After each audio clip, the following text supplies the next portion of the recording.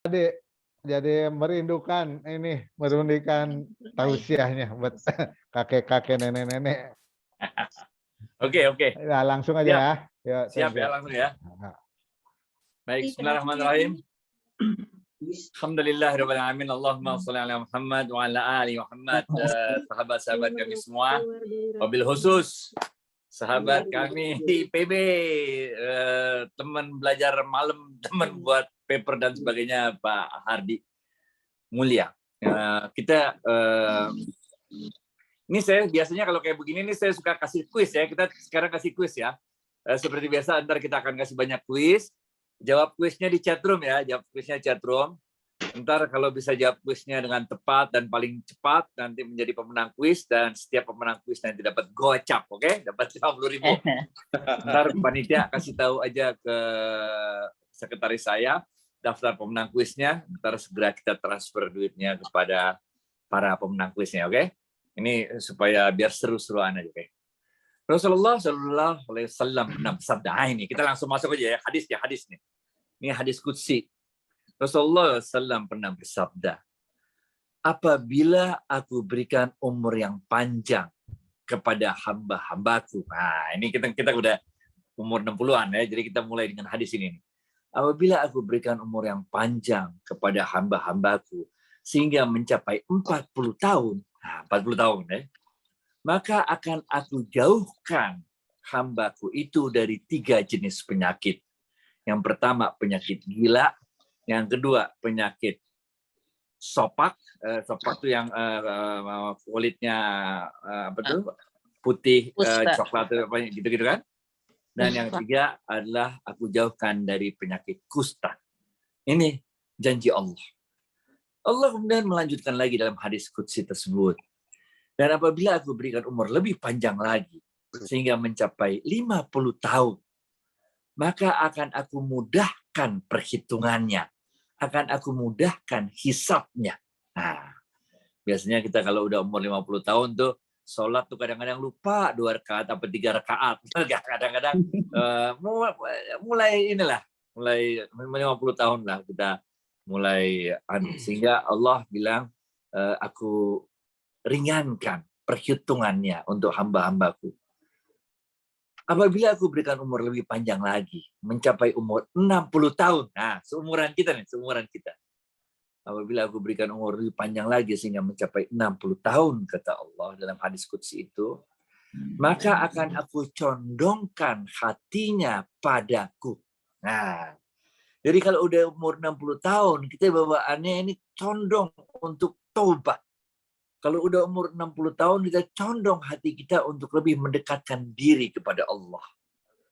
Biasanya kita mulai ikut pengajian, majelis ta'lim, segala macam dah.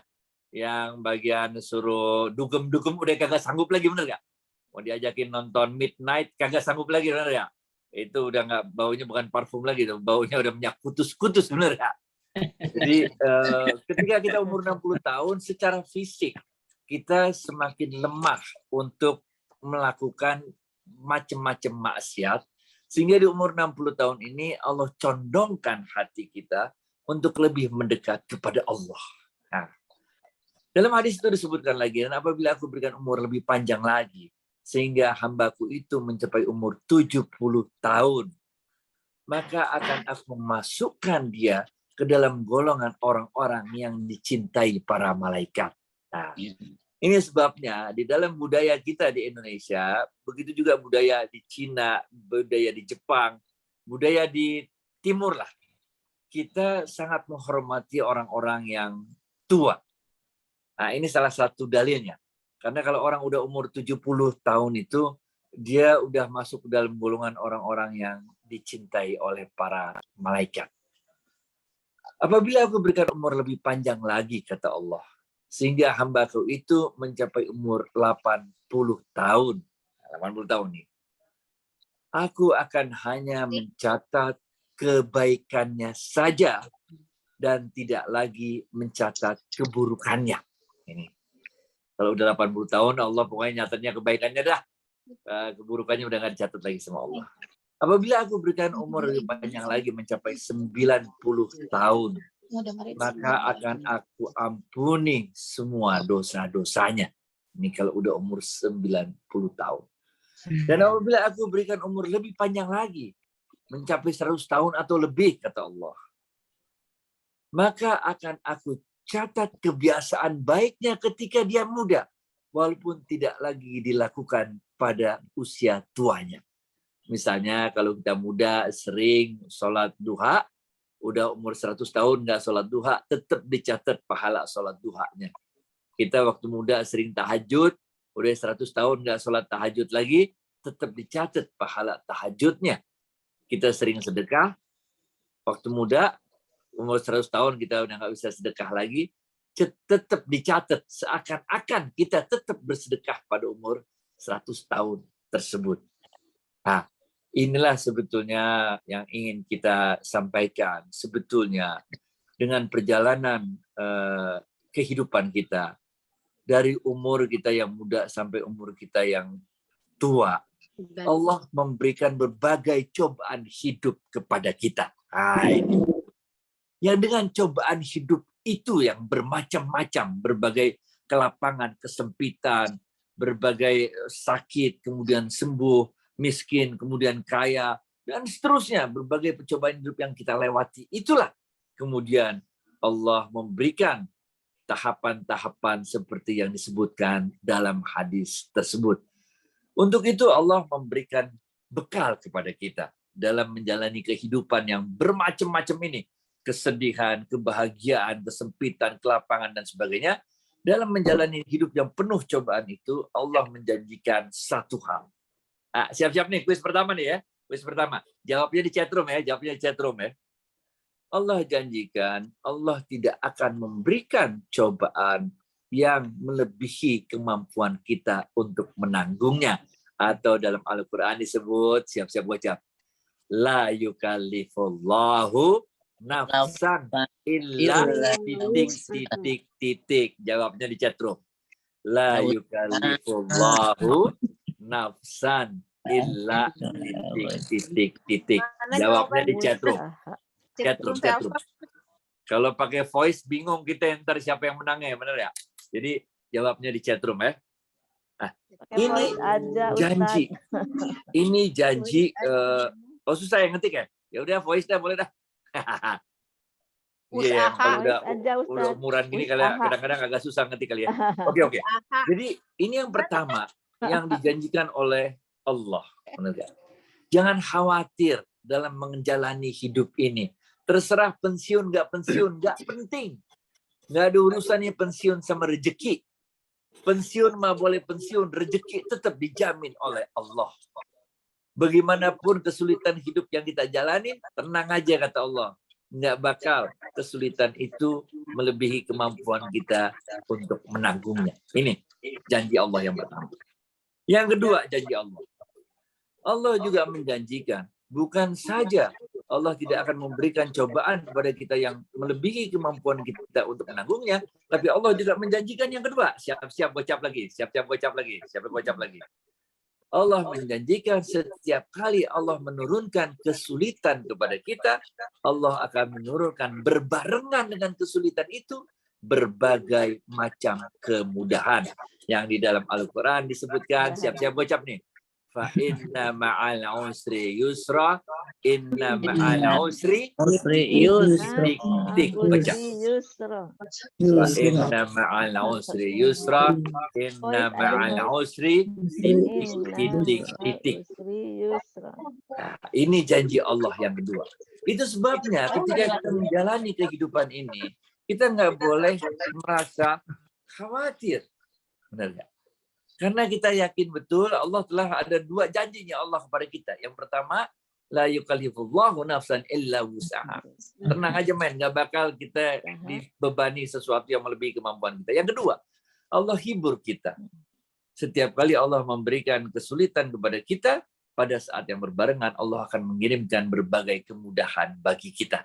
Oke. Yang ketiga, nah, kadang-kala, oke?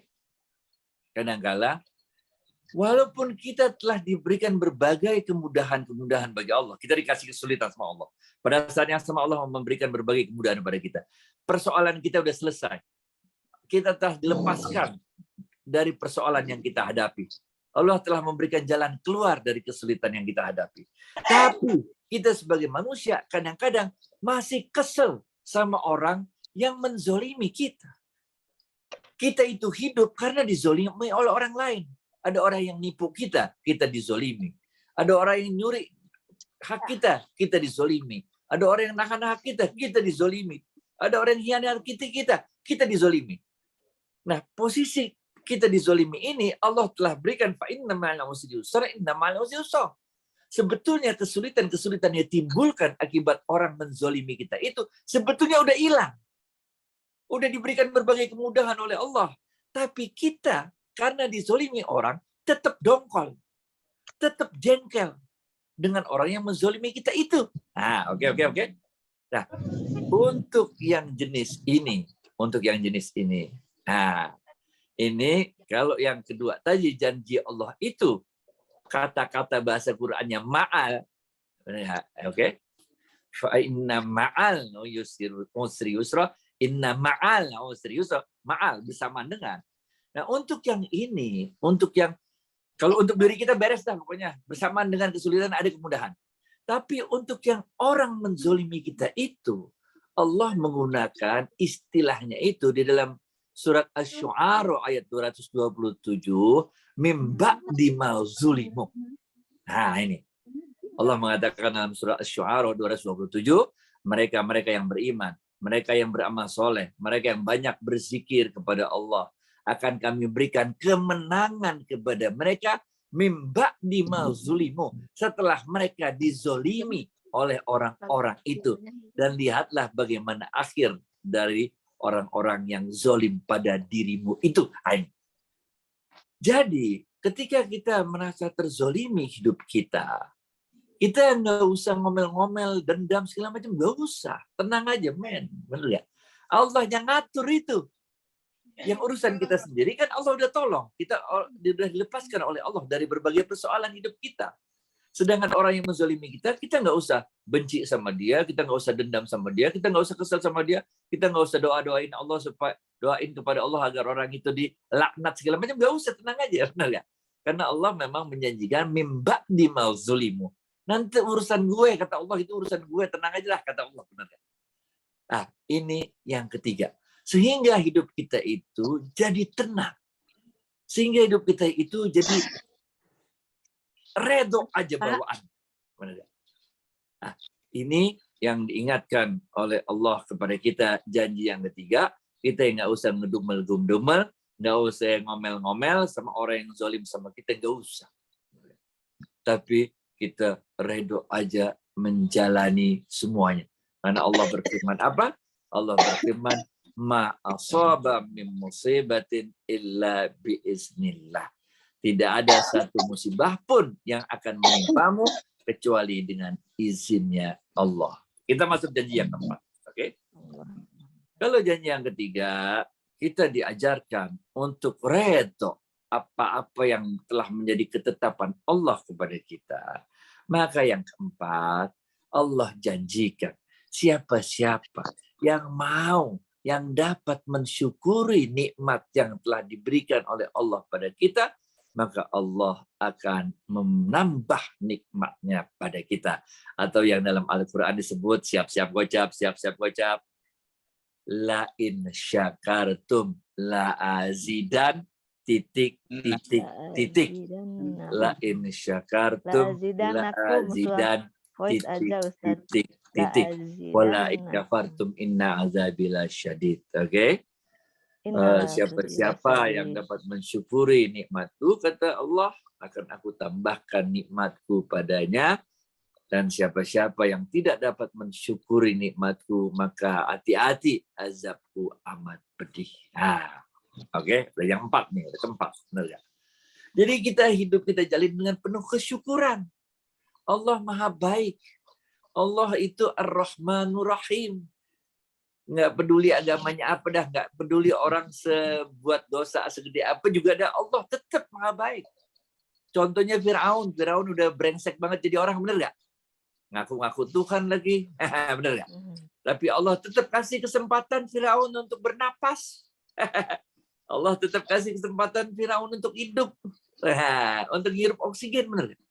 Nah, jadi kita harus terus bersyukur kepada Allah supaya Allah menambahkan nikmatnya pada kita.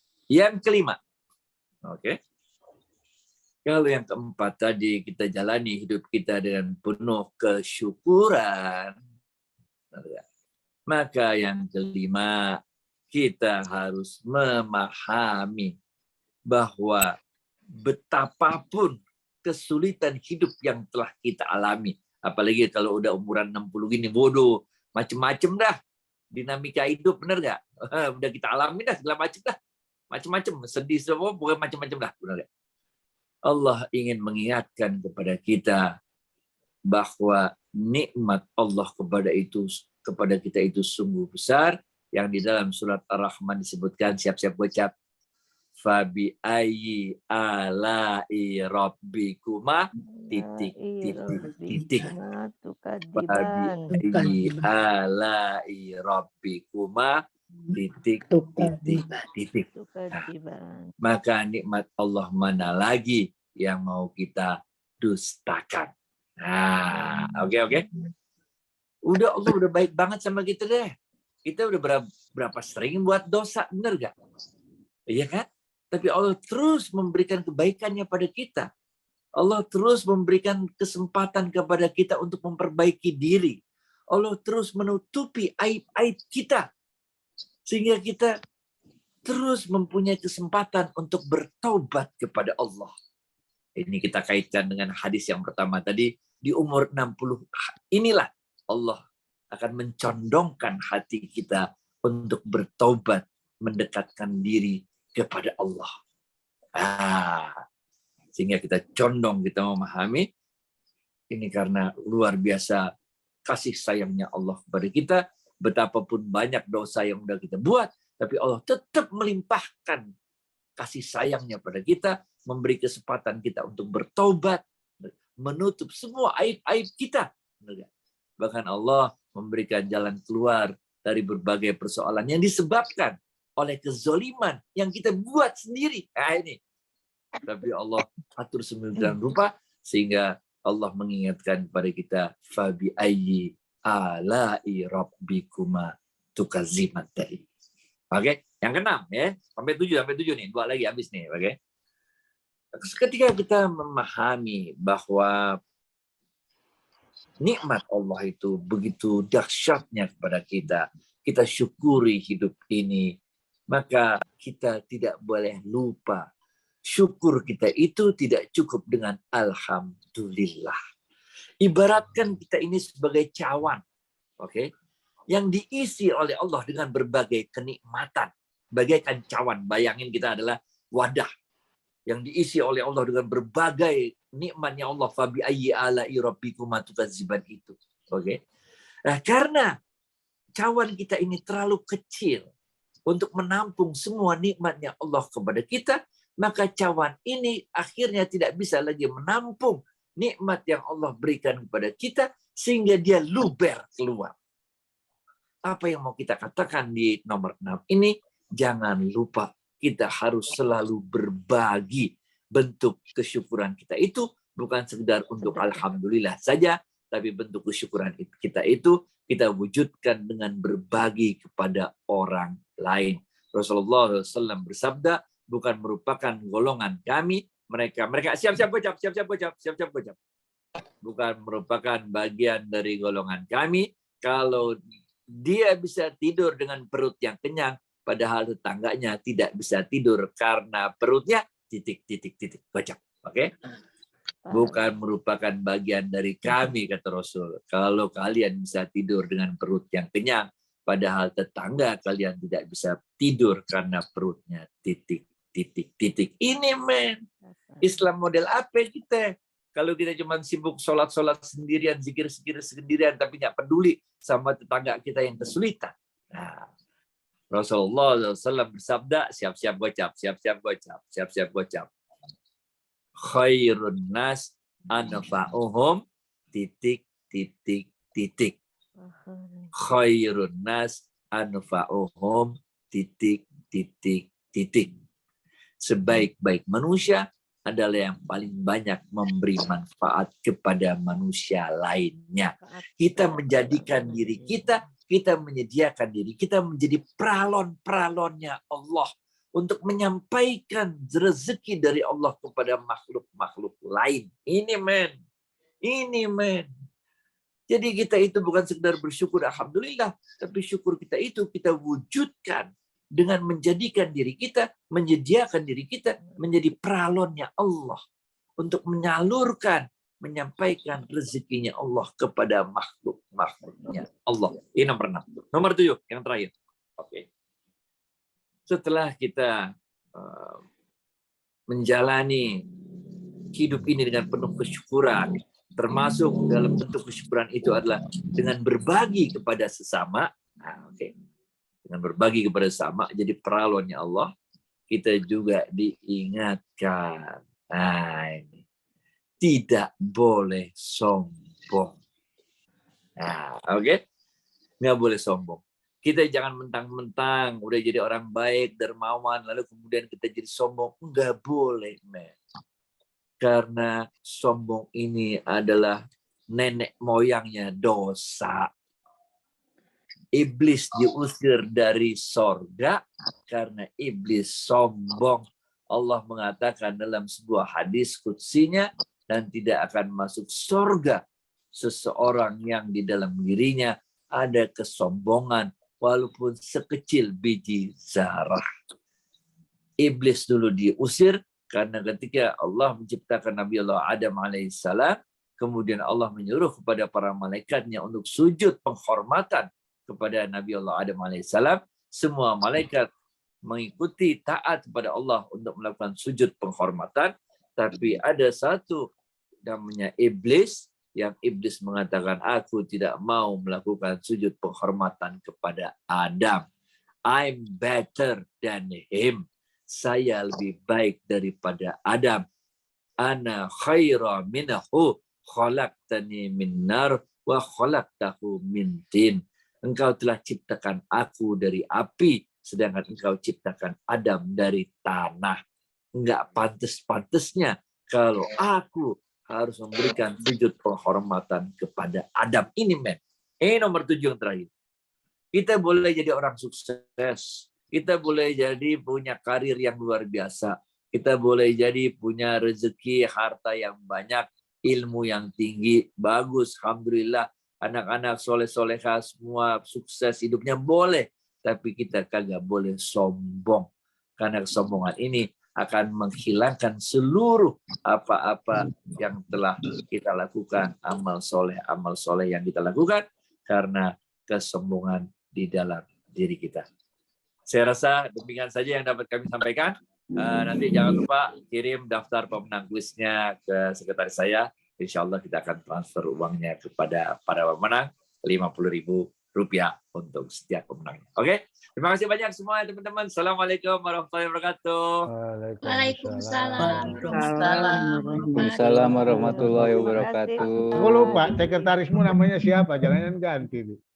Si Dela, ntar gue kirim nomornya. Ntar gue kirim Dela ya. Oke.